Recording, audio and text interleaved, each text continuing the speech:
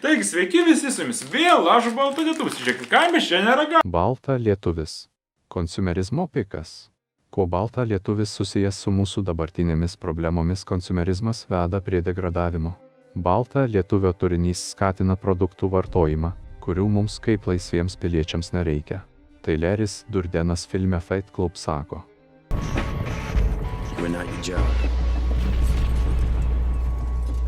You're not how much money you have in the bank. You're not the car you drive. You're not the contents of your wallet. You're not your fucking khakis.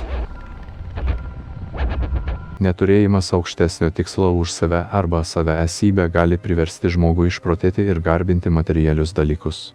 Tokius žmonės traukia satanizmas. Laisvieji masonai 100 metų valdo mūsų vyriausybę iš šešėlių. Prašau paaiškinkite, kodėl masonai yra įsikūrę Daniškame bank, kaip pasiekti šią ložę, kas joje slepiama ir kuo yra susijęs Kauno profesorius Rimantas Kėvalas į šios klausimus. Turbūt paprastiems žmonėms bus neįmanoma gauti atsakymų, bet užtat mes liksim budrus ir stebėsime šių masonų veiklą. Nepamirškite, turtingi žmonės išnaudoja konsumeristus ir konsumeristai leidžiasi būti išnaudojami. Jeigu rasite kitokių keistų sutapimų, rašykite į komentarus ir bandysime atskleisti šiurpią tiesą apie matricą. Lietuva yra matricos eksperimentas. Yra bandoma stebėti, kurie žmonės palūš ir neklausinės savo valdžios, ir kas bus nepriklausomi mąstytojai. Būkite nepriklausomais mąstytojais ir prenumeruokite mano kanalą.